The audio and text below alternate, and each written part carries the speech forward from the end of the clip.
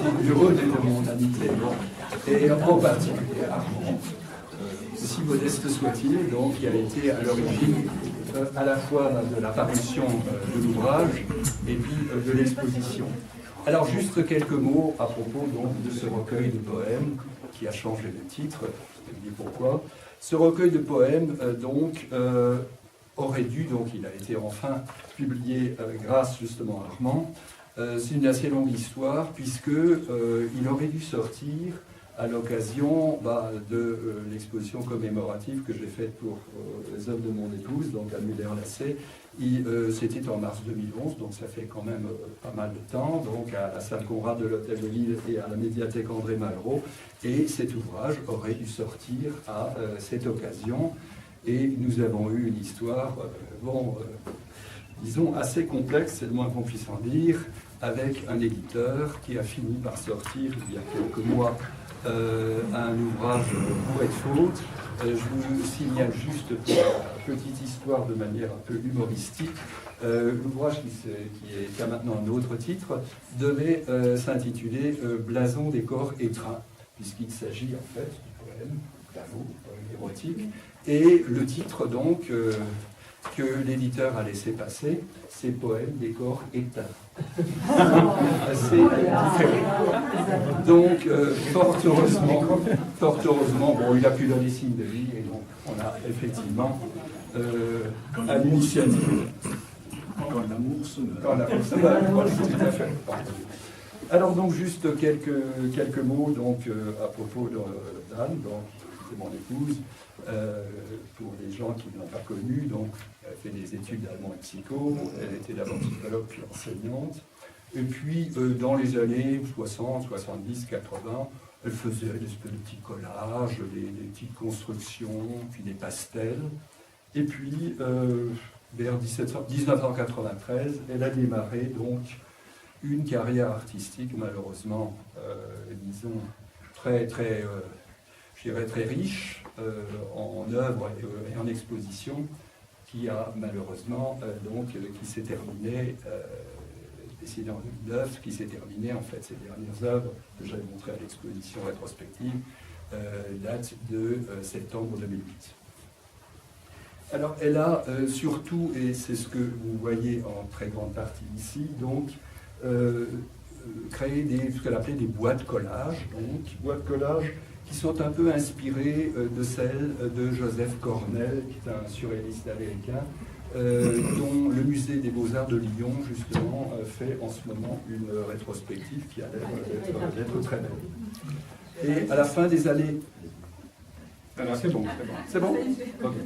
À la fin des années 90, se sont ajoutées ce qu'on appelle des constructions, des petites sculptures, des assemblages en bois, en os, en différentes matières, ainsi que dans les dernières années, des dessins dégravés.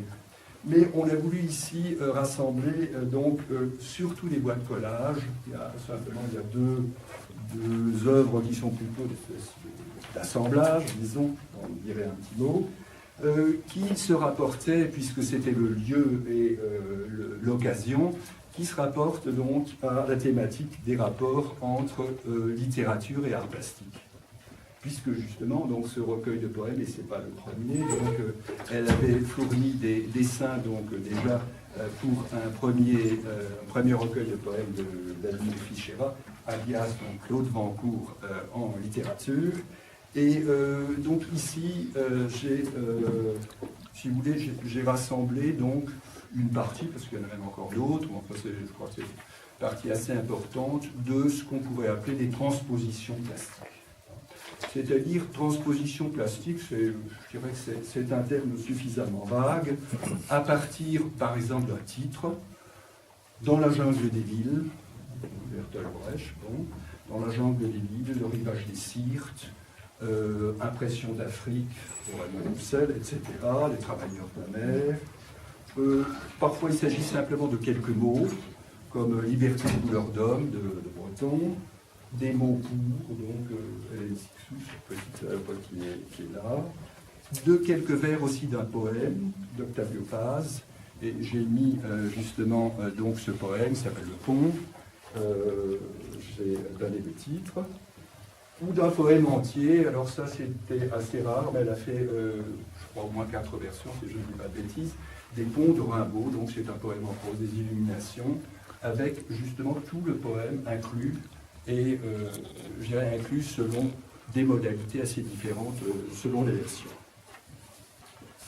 Parfois aussi c'est un jeu de mots, comme ici Les Fables de La Fontaine, dont le titre c'est La Fontaine, je boirai de ton eau. Donc,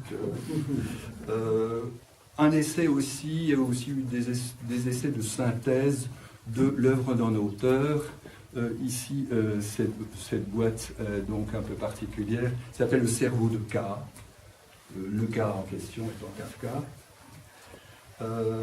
Ou aussi, alors, il y a toute une série aussi, j'en ai mis deux, je dirais de transpositions classiques aussi de contes, dont Louis es-tu, c'est-à-dire en fait c'est le petit chaperon rouge, et puis un autre que vous devinerez peut-être, Roundabout Midnight, donc Tour de minuit, ça rapporte aussi un conte assez connu.